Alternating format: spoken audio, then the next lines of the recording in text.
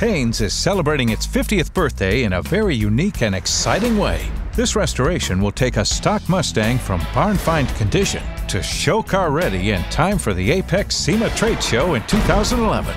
Project 50 is a do-it-yourself car enthusiast dream come to reality through the work of Haynes' own employees who are do-it-yourself enthusiasts. These employees are the same people who do the teardowns, research, photograph, and write Haynes repair manuals. Follow along with the restoration progress through the live Mustang cam during business hours or through the video logs. Join Haynes in the celebration of 50 years of do-it-yourself automotive excellence with Project 50.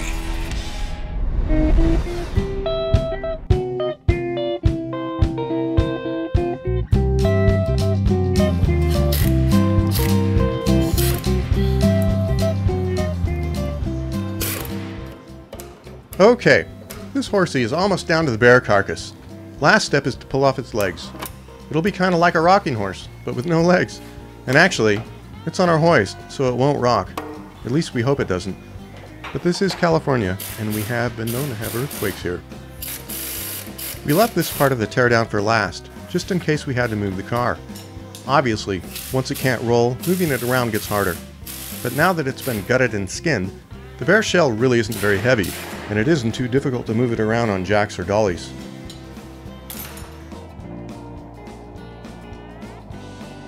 Those spring shackles aren't original equipment and won't be reused. New springs would get the car back to stock ride height. We won't be putting big tires on the back, and we don't want the forward rake look. There's the Ford 9-inch rear end.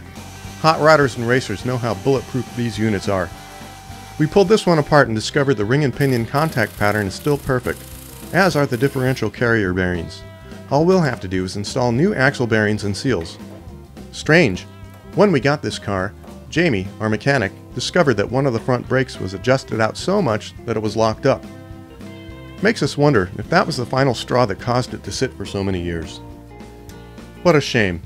If the owner only had the Haynes manual for his car, he, or she, could have done the job right. Really though, for our purposes, it worked out in our favor. Here's an interesting bit of info. We found that this car had 4 different shock absorbers and 4 different tires. These are things that should be replaced in sets.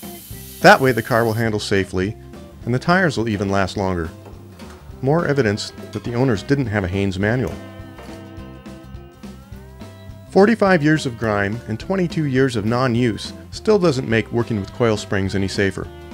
When removing these, you have to make sure you have a high-quality spring compressor and good service information. That's why your Haynes manual is so important.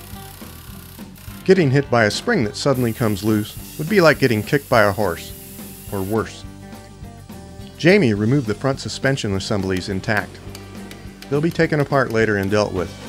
Media blasting, refinishing, then new bushings and ball joints. Thanks for watching.